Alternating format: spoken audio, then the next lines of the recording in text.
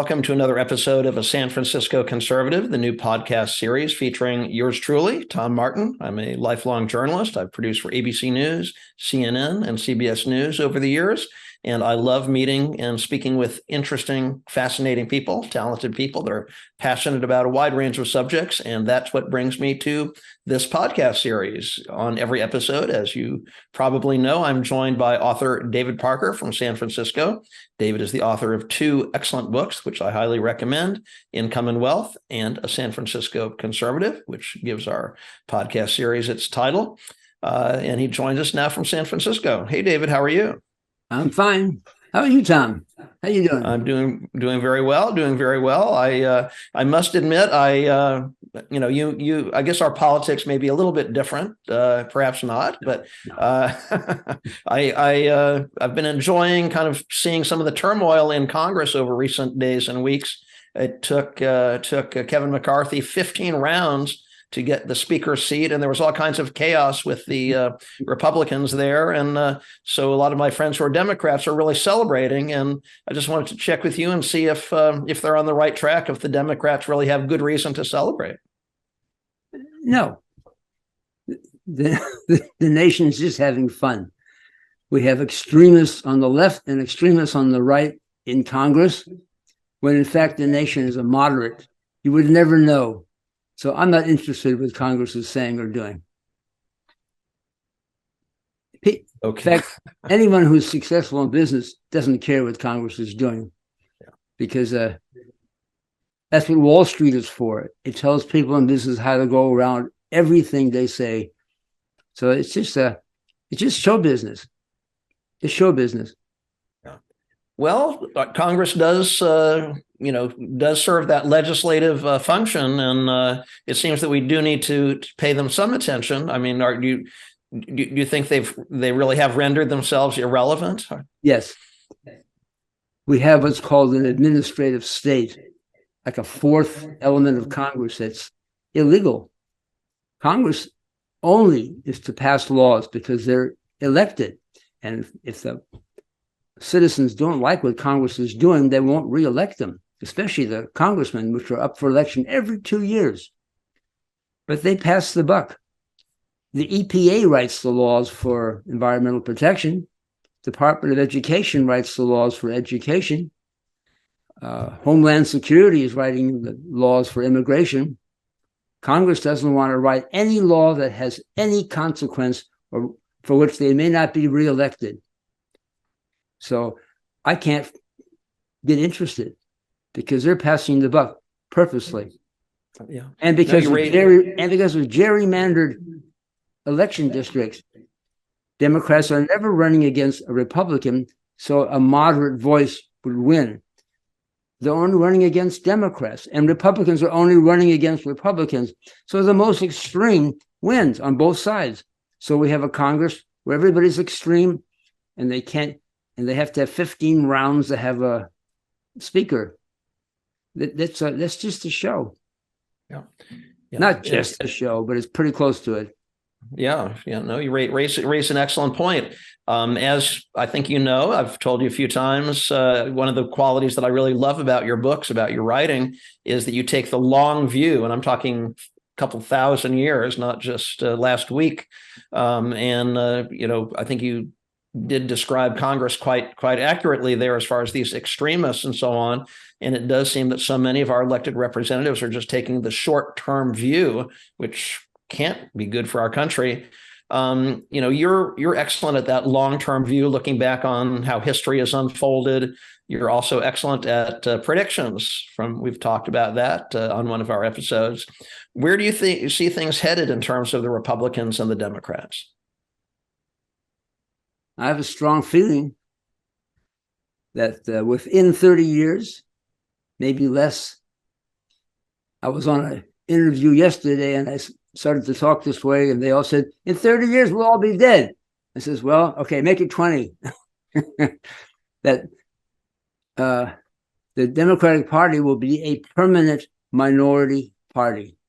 It won't go away, but the House, the Senate, the President, and most of the Supreme Court will be conservative. and I suppose that means Republican.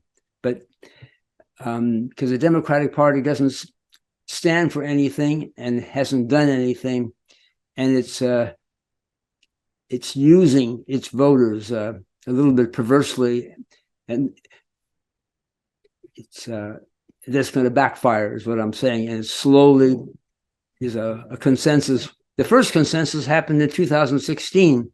Nobody thought Donald Trump would win, but people says, let's try something else. And that didn't work so well. But the next time around, maybe within the next 30 years, it will work. We'll have somebody, a real statesman, come up and say, let's be more conservative as a nation. The Democrats are so scared that they are. That's one reason they opened the border in the southern border. They assume that Latins coming across are going to vote Democrat. And the war on poverty, Lyndon Johnson says, just give Black people something. Not very much, just a little bit. We'll have them voting Democrat for the next 200 years. That's how Democrats think. And as Hillary said, the working class is deplorable. So they're becoming more Republican, especially in the mid part of the nation.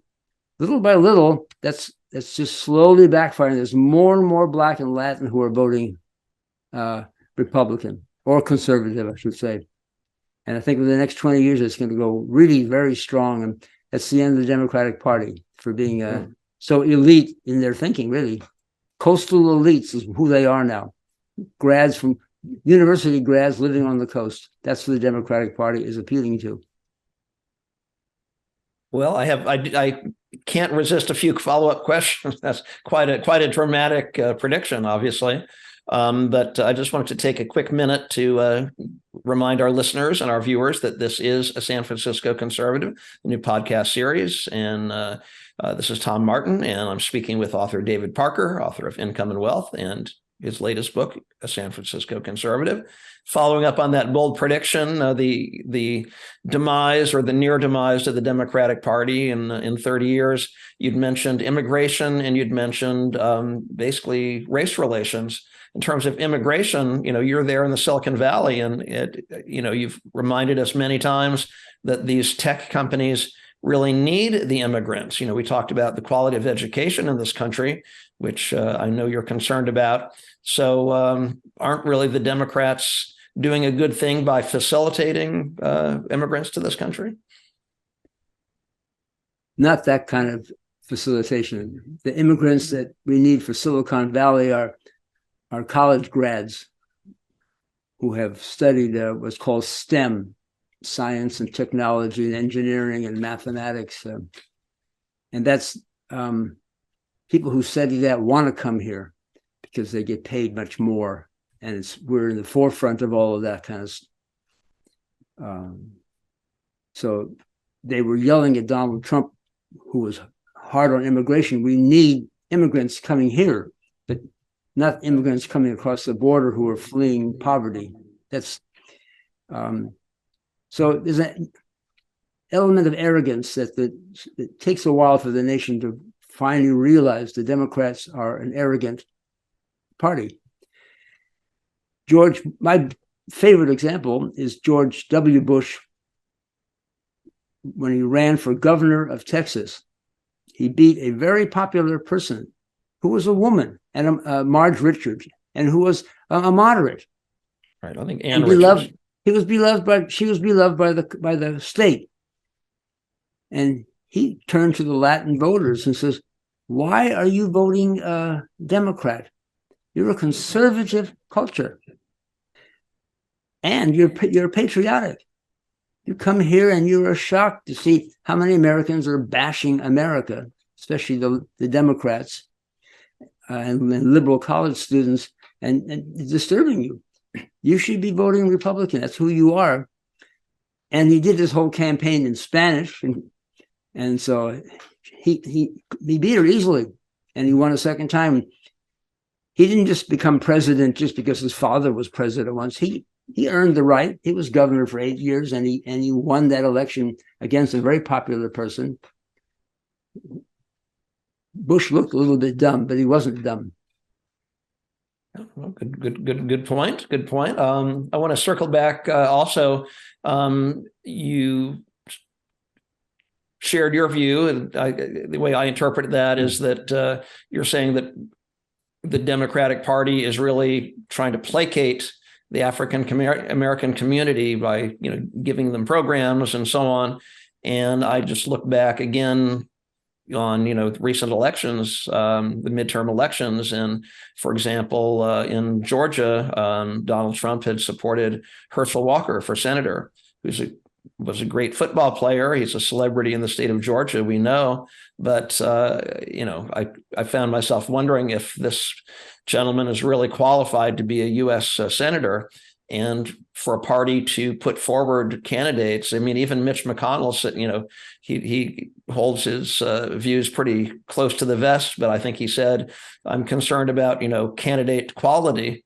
And I just wondered if that is not really kind of a sign of disrespect to the African American community. I mean, recently there was the Martin Luther King holiday, and President Biden spoke there. I think Andrew Young was in attendance. There's certainly many great qualified African American leaders, over the last many, many years. But I just wonder about some of the, if that was a reflection of where, how the Republican Party looks at this issue.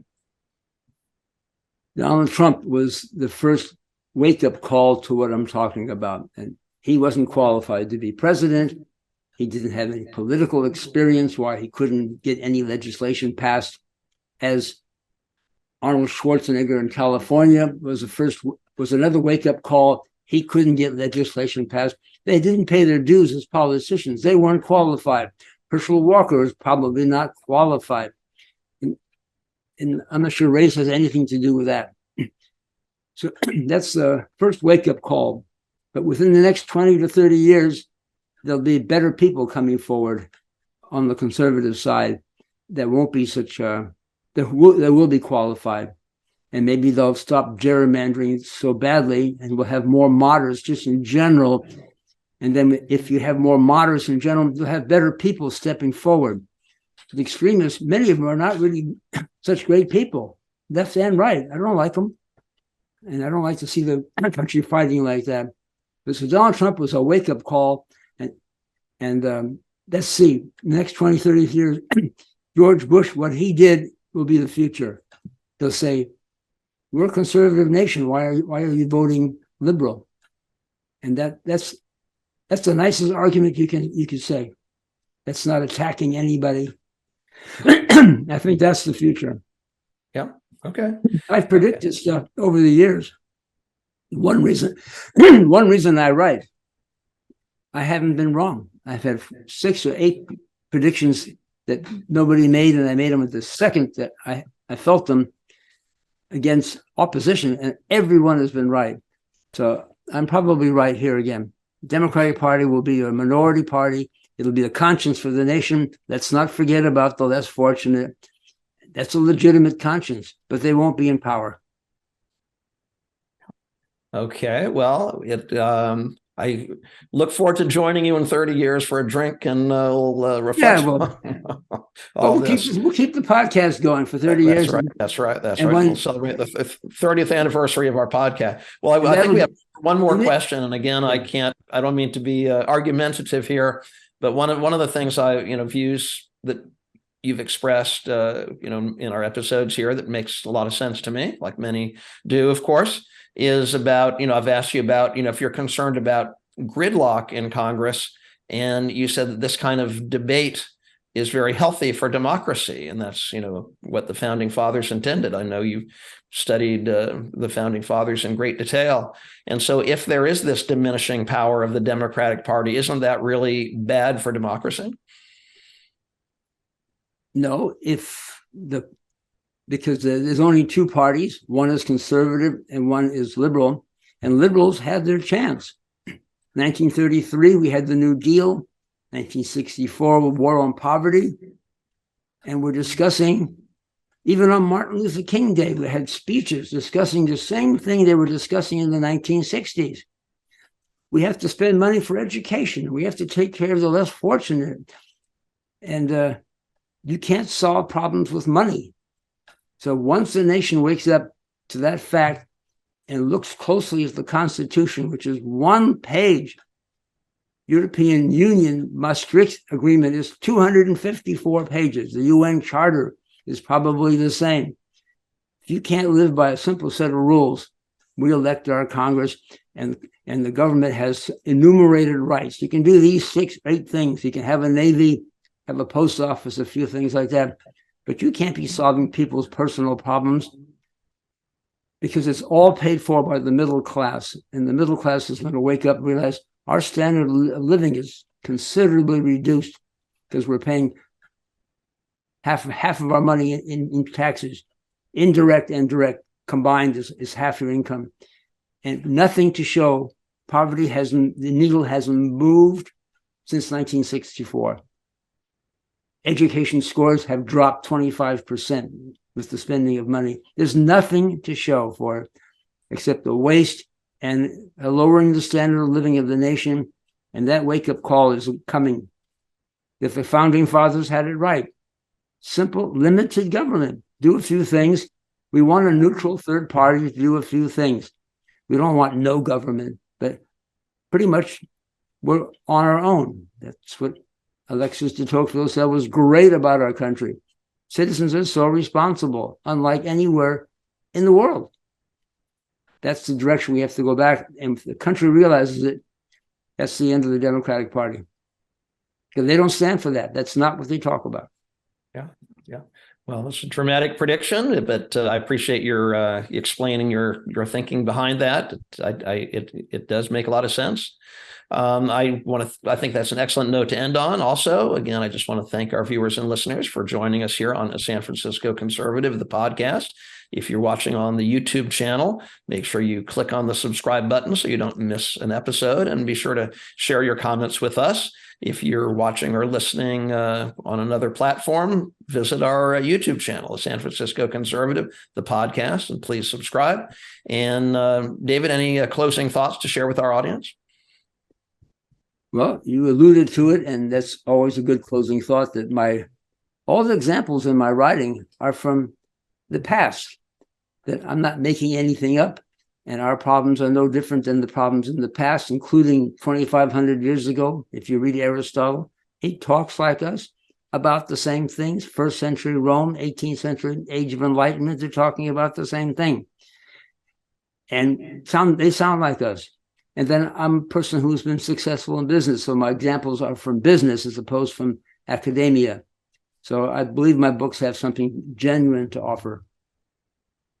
Absolutely. And be sure to pick up copies of David's books, The San Francisco Conservative and Income and Wealth. You can do that on his website, davidparkeressays.com, or by visiting Amazon. So thanks again, David. Look forward to the next time. Me too. Thank you.